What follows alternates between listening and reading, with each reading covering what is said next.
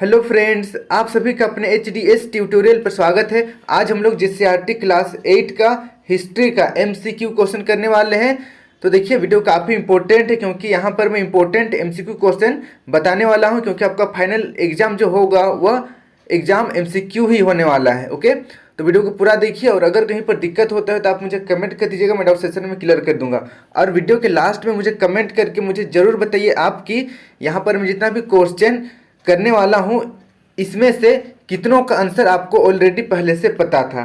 तो देखिए, हिस्ट्री का पहला चैप्टर का नाम है आधुनिक काल में भारत का इतिहास। पहला क्वेश्चन देखिए, इतिहास में किसका महत्व होता है? तो बताना है कि इतिहास में किसका महत्व होता है। पहला ऑप्शन देखिए राजाओं का, दूसरा ऑप्शन देशों का, तीसरा ऑप्शन तिथियों का, चौथा ऑप्शन इनमें कोई नहीं।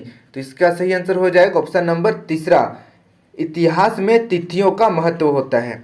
अब बढ़ते हैं नेक्स्ट हम लोग सेकंड नंबर की ओर। सेकंड नंबर का क्वेश्चन देखिए, इतिहास को सामान्यतः कितने कालखंडों में बांटा गया है?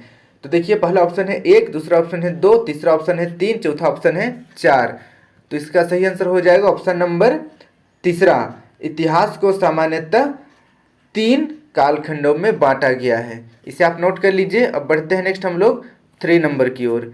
3 नंबर का क्वेश्चन देखिए, लोग इतिहास को किसे जोड़कर देखने की कोशिश करते हैं? पहला ऑप्शन देखिए कहानी, दूसरा ऑप्शन है तारीखों, तीसरा ऑप्शन है महीनों, चौथा ऑप्शन है इनमें कोई नहीं।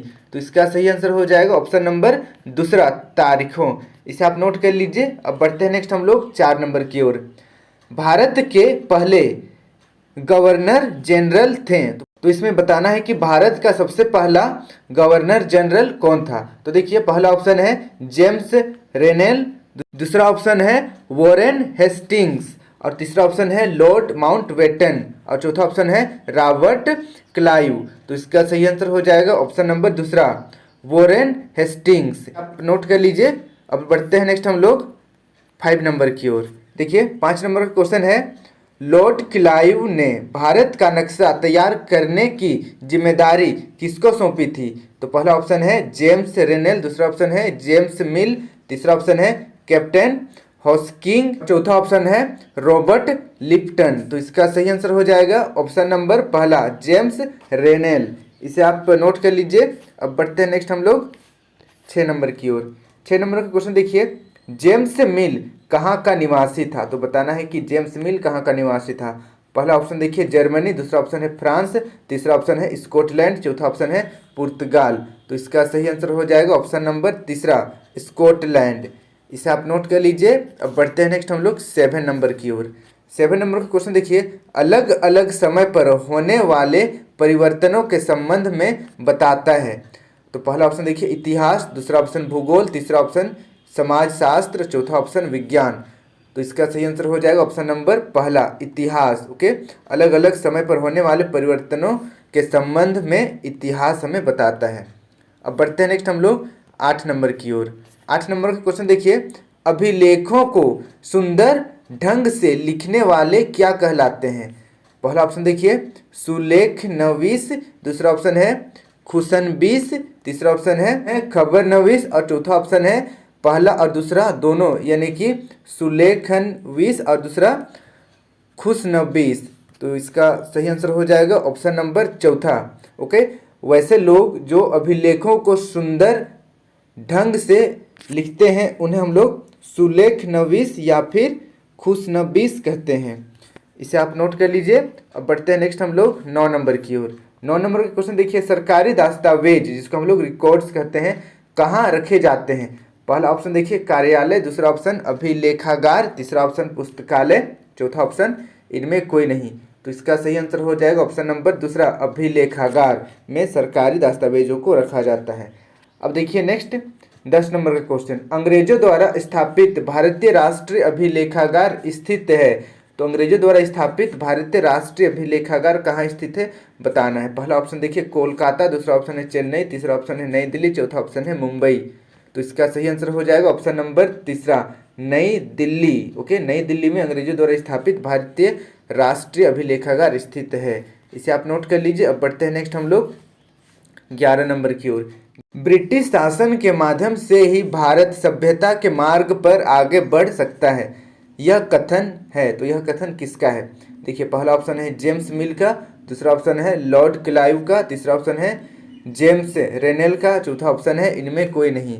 तो इसका सही आंसर हो जाएगा ऑप्शन नंबर पहला। जेम्स मिल ने ऐसा कहा था कि ब्रिटिश शासन के माध्यम से ही भारत सभ्यता के मार्ग पर आगे बढ़ सकता है। इसे आप नोट कर लीजिए। अब बढ़ते हैं नेक्स्ट हम लोग 12 नंबर की ओर। कश्मीर से कन्याकुमारी तक भारत का विस्तार कितना है?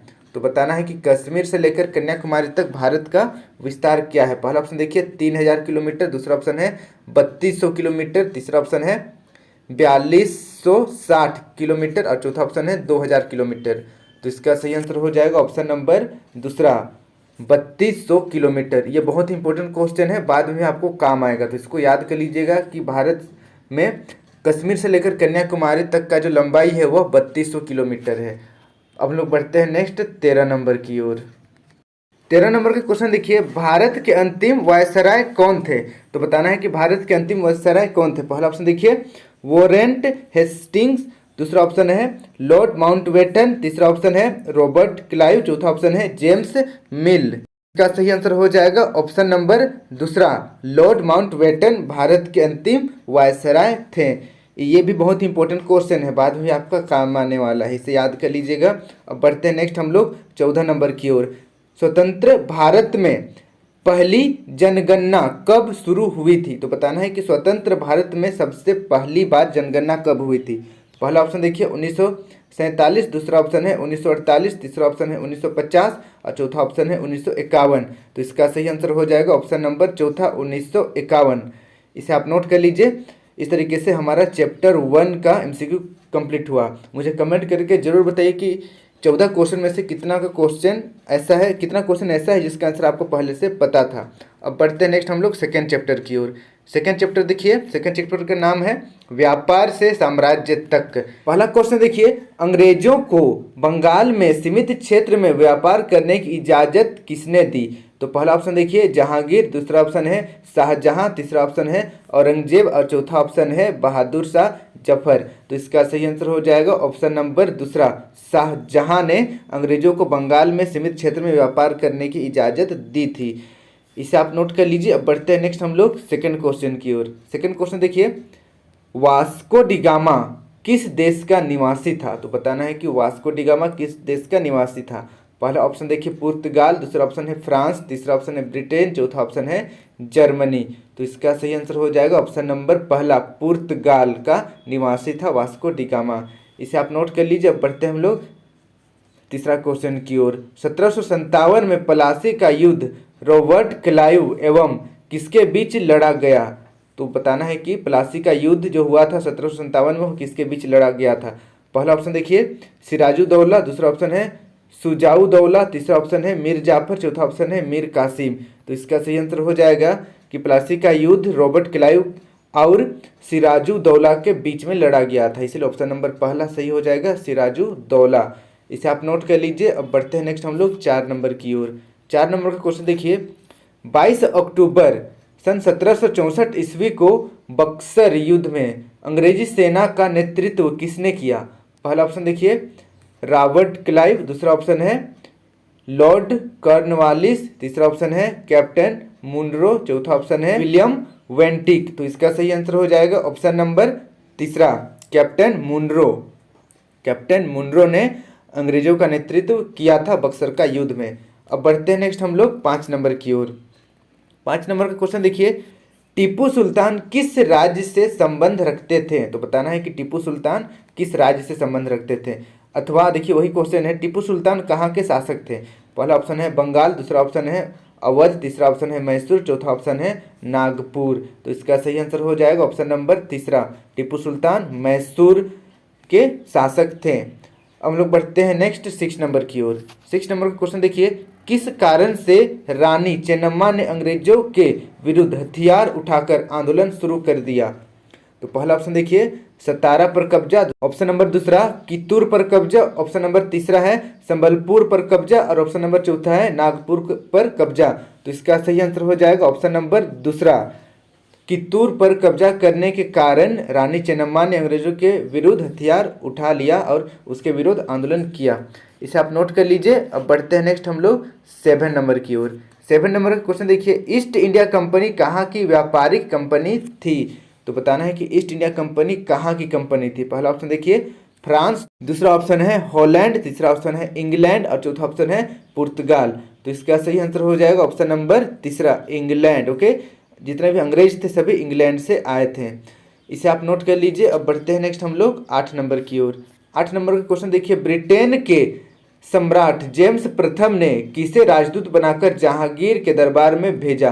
तो पहला ऑप्शन देखिए कैप्टन हॉकिंस, दूसरा ऑप्शन है जेम्स मुनरो, तीसरा ऑप्शन है लॉर्ड क्लाइव, चौथा ऑप्शन है जेम्स रेनेल। तो इसका सही आंसर हो जाएगा ऑप्शन नंबर पहला, कैप्टन हॉकिंस को ब्रिटेन के सम्राट ने भारत में राजदूत बनाकर भेजा था जहांगीर के दरबार में। इसे आप नोट कर लीजिए। अब बढ़ते हैं नेक्स्ट हम लोग 9 नंबर की ओर।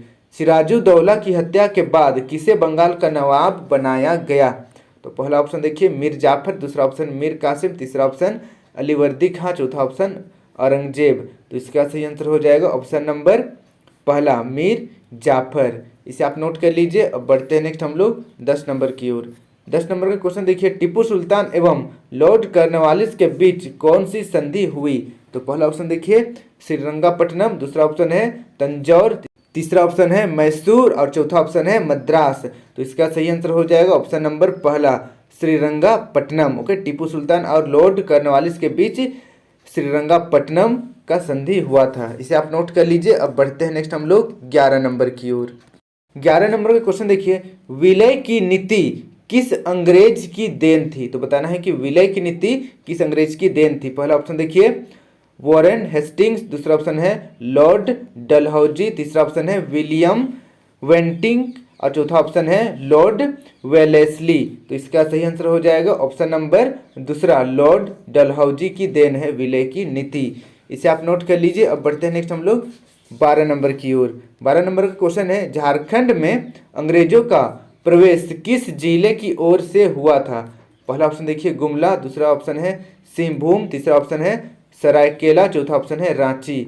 तो इसका सही आंसर हो जाएगा ऑप्शन नंबर दूसरा, झारखंड में अंग्रेजों का प्रवेश सिंहभूम जिले की तरफ से हुआ था। इसे आप नोट कर लीजिए। अब बढ़ते हैं नेक्स्ट हम लोग 13 नंबर की ओर। 13 नंबर का क्वेश्चन है, लॉर्ड डलहौजी द्वारा राज्य हड़प की नीति के आधार पर राज्य विलय का सही क्रम चुने। तो यहाँ पर विलय की नीति के अनुसार धीरे धीरे राज्य को अपने कब्जे में करना था अंग्रेजों का नीति। तो उसमें सबसे पहला कौन सा राज्य को किया, फिर सेकेंड में कौन सा किया, इसको हम लोगों को क्रम में बताना है। तो पहला ऑप्शन देखिए सतारा, संबलपुर, उदयपुर, नागपुर, दूसरा ऑप्शन है संबलपुर, सतारा, अवध, नागपुर, तीसरा ऑप्शन है अवध, नागपुर, सतारा, संबलपुर और चौथा ऑप्शन है सतारा, अवध, नागपुर, संबलपुर। तो इसका सही आंसर हो जाएगा ऑप्शन नंबर पहला। अंग्रेजों ने विलय नीति के तहत सबसे पहले सतारा पर कब्जा किया, उसके बाद संबलपुर को अपने हक में लिया, फिर उदयपुर को, उसके बाद नागपुर को। इसीलिए ऑप्शन नंबर पहला सही आंसर है। इसे आप नोट कर लीजिए। अब बढ़ते हैं नेक्स्ट हम लोग 14 नंबर की ओर। 14 नंबर का क्वेश्चन है, ईस्ट इंडिया कंपनी की स्थापना किस महारानी के समय हुई? पहला ऑप्शन देखिए महारानी विक्टोरिया, दूसरा ऑप्शन है एलिजाबेथ प्रथम, तीसरा ऑप्शन है महारानी विक्टोरिया द्वितीय और चौथा ऑप्शन है इनमें कोई नहीं। तो इसका सही आंसर हो जाएगा ऑप्शन नंबर दूसरा, एलिजाबेथ प्रथम। ओके, एलिजाबेथ प्रथम के समय ईस्ट इंडिया कंपनी की स्थापना हुई थी। इसे आप नोट कर लीजिए। अब बढ़ते हैं नेक्स्ट हम लोग 15 नंबर की ओर। 15 नंबर का क्वेश्चन देखिए, बक्सर युद्ध कब हुआ? तो बताना है कि बक्सर युद्ध कब हुआ। पहला ऑप्शन देखिए 22 अक्टूबर 1764 ईस्वी में, दूसरा ऑप्शन है 20 जनवरी 1760 ईस्वी में और तीसरा ऑप्शन है 15 जून 1750 ईस्वी में और चौथा ऑप्शन है 22 मई 1755 ईस्वी में। तो इसका सही आंसर हो जाएगा ऑप्शन नंबर पहला, बक्सर का युद्ध 22 अक्टूबर सन 1764 ईस्वी में लड़ा गया था। इसे आप नोट कर लीजिए। अब लोग बढ़ते हैं नेक्स्ट 16 नंबर की ओर। 16 नंबर का क्वेश्चन देखिए, सिराजुद्दौला कहाँ का नवाब था? तो बताना है कि सिराजुद्दौला कहाँ का नवाब था। पहला ऑप्शन देखिए मद्रास, दूसरा ऑप्शन बम्बई, तीसरा ऑप्शन बंगाल, चौथा ऑप्शन दिल्ली। तो इसका सही आंसर हो जाएगा ऑप्शन नंबर तीसरा, सिराजुद्दौला बंगाल का नवाब था। तो इस तरीके से हमने चैप्टर 2 का भी MCQ कंप्लीट किया। आई होप आपको वीडियो पसंद आया होगा और मुझे कमेंट करके जरूर बताइए कि आपको चैप्टर 2 और चैप्टर 1 ओके 1 और 2 या फिर टोटल वीडियो में कितना का आंसर ऑलरेडी पहले से पता था। और वीडियो अच्छी लगी तो वीडियो को लाइक करके अपने सभी दोस्तों के साथ वीडियो को जरूर शेयर करें ताकि सभी लोगों को इस वीडियो का लाभ हो सके। इसी प्रकार के मेरे सभी वीडियो देखने के लिए इस सब्सक्राइब बटन को प्रेस करके सब्सक्राइब करें और साथ ही यहाँ पर बेल आइकन को ऑल में क्लिक करें। इसके बाद HDS ट्यूटोरियल को टच करें, आपके सामने कुछ इस तरीके का पेज ओपन हो जाएगा। अब आपको प्लेलिस्ट पर टच करना है, आपके सामने कुछ इस तरीके का मेरा सारा प्लेलिस्ट ओपन हो जाएगा, क्लास 6, 7, 8, 9 सब्जेक्ट वाइज और चैप्टर वाइज। तो यहाँ से आप सारा वीडियो मेरा देख सकते हैं। धन्यवाद।